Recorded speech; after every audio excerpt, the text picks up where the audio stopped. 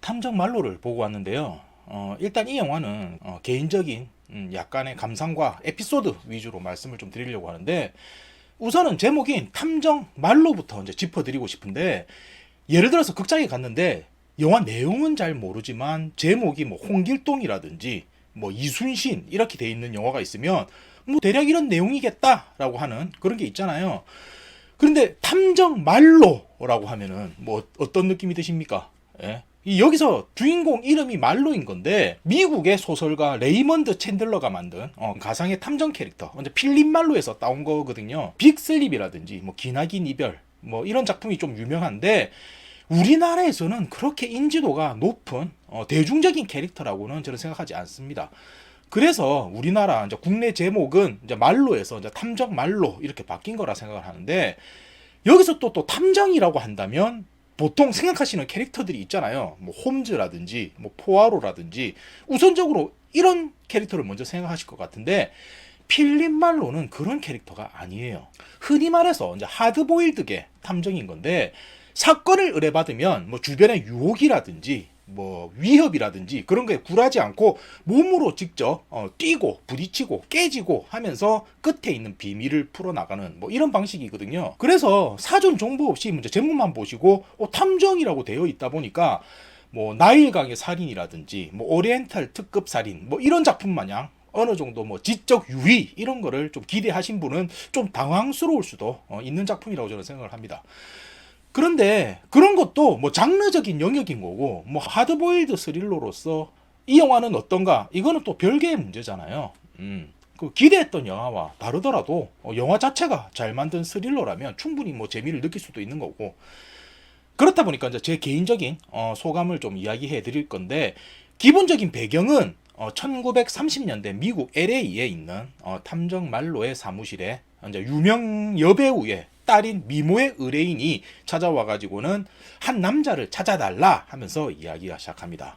근데 뭐 사건을 풀어나가다 보니까 알지 못했던 사건과 사람들이 엮이고 마지막에 뜻밖의 반전 이렇게 뭐 마무리가 되는데, 대개 이쪽 장르는 제 생각에는 달리는 열차와도 같다고 저는 생각을 하거든요.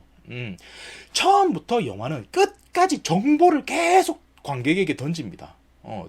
장면마다 각각의 캐릭터가 내뱉는 대사에도 다 의미가 있고 새로운 캐릭터들이 계속 추가돼요.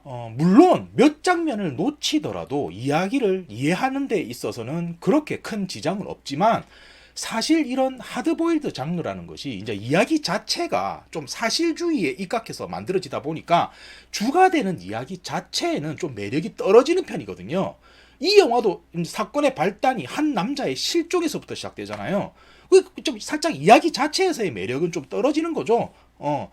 그렇다 보니까 이런 밑밥으로, 이런 미끼로 관객들이 이 열차에 오를 수가 있을까부터 시작되는 건데, 힘들게 열차에 올랐다 했어도 저는 승차감이 썩 좋은 영화는 아니라고 생각을 합니다. 이게 무슨 뜻이냐면, 이 영화는 흡사 원작이라든지 그때 당시 작품에 대한 헌사라고 느껴질 정도로 소설과 유사한 느낌을 받았어요. 이게 달리 말하면 너무 이야기가 고리타분하게 진행이 됩니다. 사실 이게 원작 레이먼드 챈들러의 소설이 원작은 아닙니다. 최근에 쓰여진 다른 작가분의 소설을 어째 보면 팬픽 같은 소설을 영화화한 건데, 자세한 거는 제가 옆에 따로 설명을 드릴게요.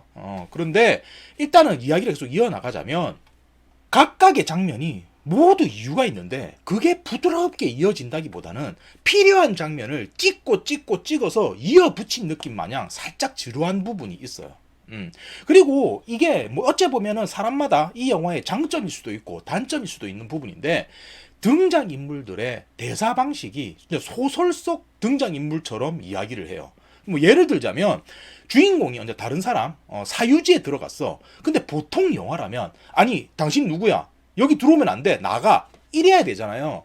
근데 이 영화에서는 어떤 식으로 대사하냐면, 우리는 새로운 정원사를 구한 기억이 없는데, 이런 식입니다. 소설에 나오는 등장인물들이 나눌 법한 대사잖아요. 이 영화의 모든 캐릭터들의 대사가 이런 식으로 구성이 되어 있어요. 몇몇 캐릭터의 몇몇 장면이 이런 게 아니고 모든 캐릭터, 모든 대사가 이런 방식이에요.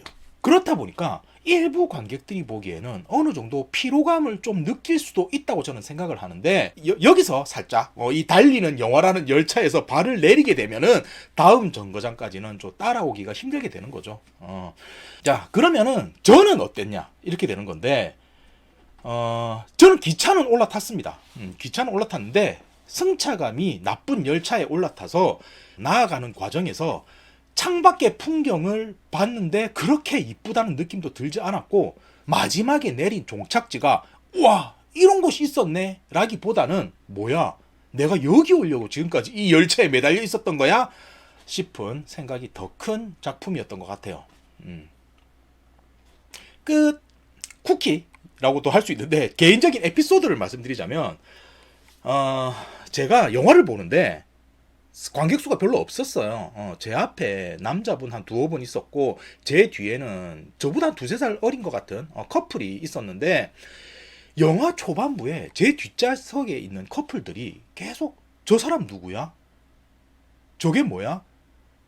저 말이 무슨 말이야? 이거를 계속했어. 영화 초반에. 근데 저는 그럴 수도 있겠다. 영화가 살짝 불친절한 요소가 있을 수도 있어서 저렇게 느끼실 수도 있겠다 싶었는데, 어느 순간부터 갑자기 뒷자리가 조용하더라고. 그게 딱 끊기니까 오히려 궁금한 거야. 왜 아무 말도 안 하시지? 해서 슬쩍 봤는데 그 두 분이 애정 행각을 나누시고 계시더라고. 그래서 하면서 다시 고개를 돌렸던 기억도 있고, 제 앞자리에 계신 몇 분들 중에서 한 두어 분은 영화 후반부에는 휴대폰으로 바쁜 용무 보시는 분도 있었어요. 근데 그 정도까지는 아니다. 그런데 일부 받아들이기 힘든 관객들도 충분히 있을 영화라고 저는 생각을 합니다.